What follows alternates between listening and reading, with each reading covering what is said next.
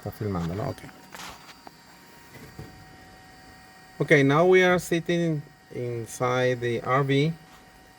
We're here at Sanford in Florida. We're going to show you how to configure the autopilot once you install it in your airplane. Okay, so the autopilot has two switches that you have to install.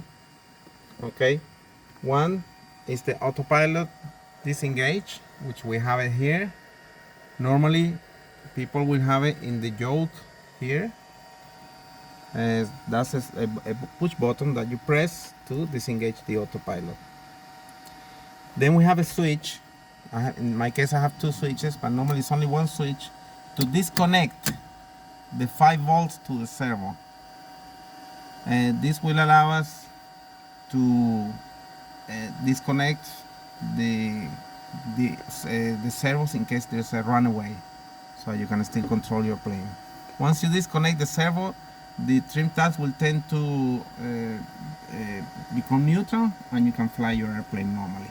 So very important to have your servo disconnect switch and your disengage switch.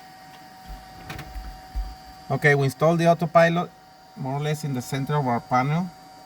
Some people may want to have it above, near the top, but the farther you have it from instruments or from electricity, radios and magnetic sources, the better the magnetometer will work. It has a magnetometer inside. You only use it for taxiing or for when the airplane is at standstill. After 20 knots, the heading will convert itself to a GPS heading, so you will have very accurate tracking information. So the autopilot shows magnetic track. Okay, so this is our autopilot. If we press the right button, is the right button, then we go to the menu. Okay, we have disengage, level flight, heading, altitude hold, follow airspeed, GPS steering, CDI navigation, approach, hold, arc, and service mode. Of course, we have shutdown. If we do shutdown, we will turn off the unit. Today we're going to be talking about service mode. So these modes are kind of hidden, so that not everyone can mess about your parameters.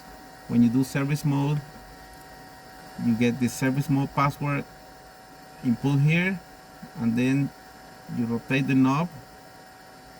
Okay, the service mode password 10 will give you all the parameters that you need to adjust the autopilot. So we got 10, then we press the left button. Okay, and we're on page 1, and here we have baud rate. Okay, the baud rate has to synchronize with your radio. Okay, if the baud rate is correct, you should get information about the go-to waypoint. In this case for us is a Daytona Kilo Delta Alpha Bravo. It should appear here and the number of miles. Okay, when you change the baud rate, this one, you should turn off and on the unit. Okay, you change the number here, rotating the knob 9600, press the button, and then you have to restart the unit for the baud rate to take effect. Very important. Okay, we press again the left button, we click on the knob, and we go to the next menu. Show magnetic heading. If you do yes, since the autopilot works in magnetic track with your GPS, magnetic heading will show your magnetic compass heading with internal magnetometer. So you have a little arrow showing. Let me put yes here. You see this little arrow here?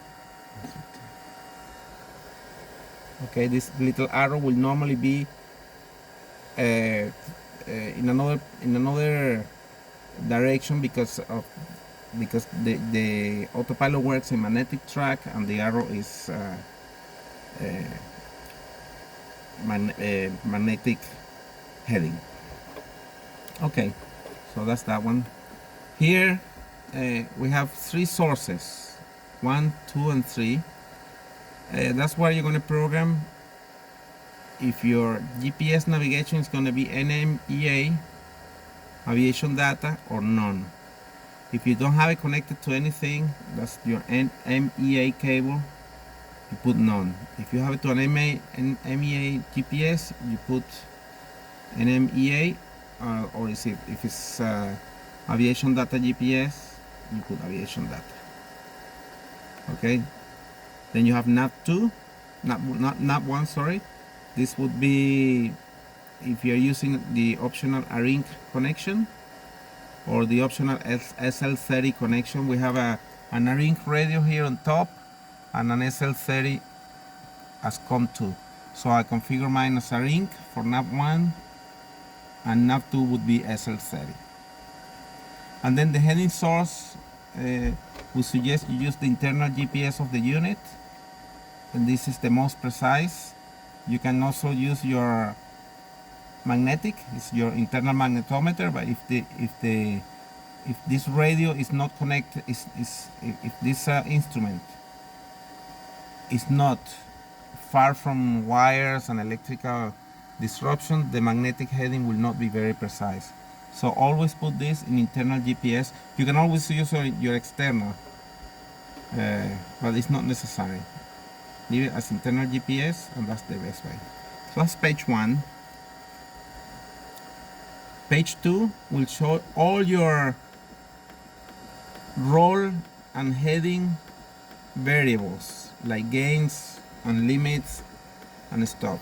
So for this, to adjust your roll, we have a different service mode which is much easier. It will take you step by step. So we're going to fly the airplane and go through those modes, but this one you can use it for small adjustments if you want, or for more advanced adjustments of the roll and gain.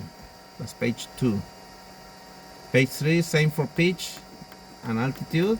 Lots of parameters. You don't have to fiddle those around because there's an easy adjustment in other service modes.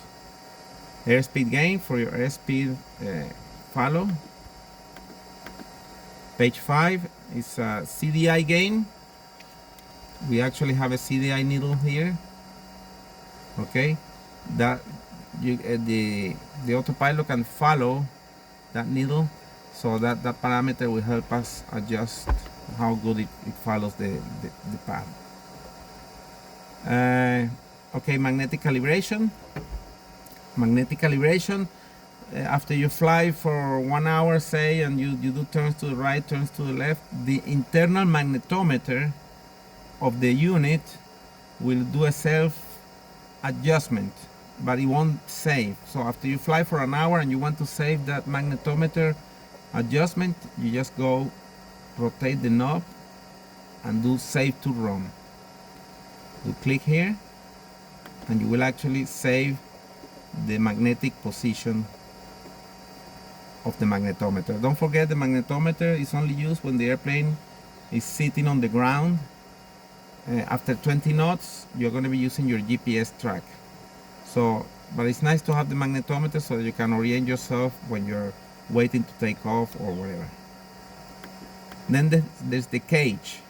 Again, the cage is to adjust the artificial horizon. The altitude indicator, you want to have it in the center. So we recommend that you cage the unit after 2 minutes of power on, and then you have to wait 2 minutes for the calibration to take effect. So this is a 4-minute step. So if you do cage,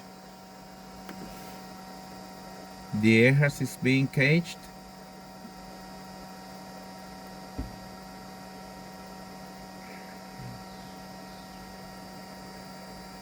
It should appear soon.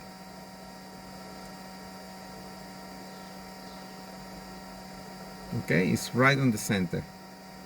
And then you have to wait 1 minute for it to stabilize itself.